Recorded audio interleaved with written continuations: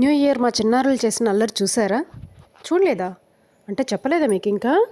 అయితే వచ్చేయండి చూపిస్తా. ఎక్కడికెక్కడికో వెళ్ళాలని ఎక్స్పెక్టేషన్ అస్సలు లేదు. కానీ వాళ్ళ అక్క ఫోన్ కాల్ వల్ల ఒక గుడికి వెళ్ళాలని ఫిక్స్ అయ్యాం. మరి అక్క వల్ల ఫిక్స్ అయినప్పుడు అక్క ఫ్యామిలీ కూడా రావాలి కదా. అందుకే అక్క వాళ్ళ ఫ్యామిలీతో సహా మొత్తం బయలుదేరేసాం. మాకు 70 కిలోమీటర్స్ దూరంలో ఉన్న ఒక శివాలయానికి బయలుదేరేసాం.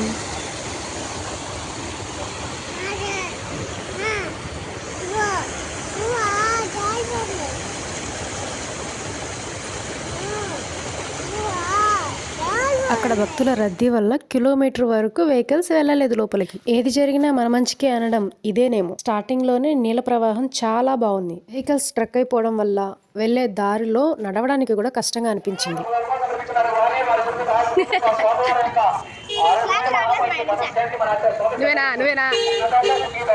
గుడి స్టార్టింగ్ లోనే మహావృక్షం కనిపిస్తుంది. ఇక్కడే స్వామివారి గుడికి సంబంధించిన బోర్డు పెట్టుంటారు. ఇది భారతదేశంలోని మొదటి శివాలయం అని, శ్రీ ఆనందవల్లి సమేత శ్రీ పరశురామేశ్వర స్వామి దేవస్థానం అని బోర్డు రాసున్నారు. సో అర్థమైంది అనుకుంటా. మేము గుడిమల్లంలో శివాలయానికి వచ్చాం. ఇది ఆంధ్రప్రదేశ్లోని తిరుపతికి అతి సమీపంలో ఉన్న దేవస్థానం. మా బుడ్డోళ్ళు చూడండి ఎంత హ్యాండ్సమ్గా ఉన్నారో. కీలో ఎక్కువ రద్దీ ఉందని పక్కన వదిలితే వాళ్ళ అన్న పట్టుకోలేక పాపం ఎన్ని అవస్థలు పడుతున్నాడో చూడండి. ఆలయ విశేషాల్లోకి వెళ్తే 2000 సంవత్సరాల క్రితం నుంచి ఈ శివాలయం ఇక్కడ ఉందంట.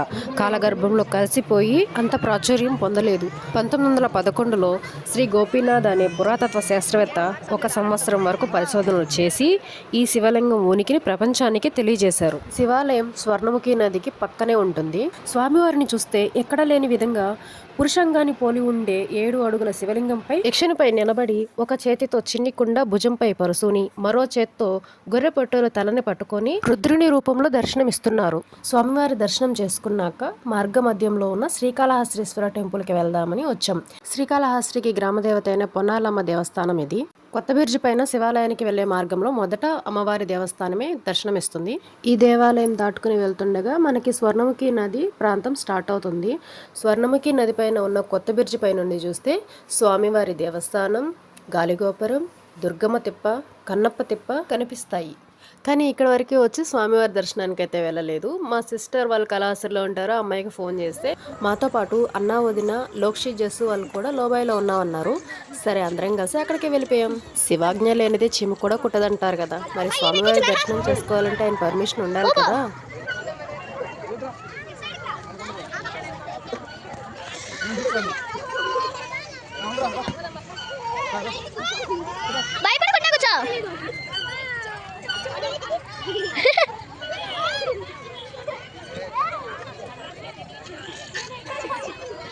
స్వామివారి దర్శనానికి వెళ్తే ఎంత టైం పడుతుందో తెలియదు కదా.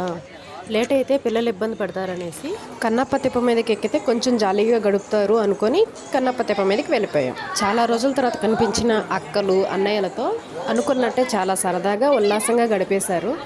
నేనైతే 10-12 సంవత్సరాల తర్వాత కన్నప్ప తిప్పెక్కాను. చాలా చాలా కొత్తగా అనిపించింది.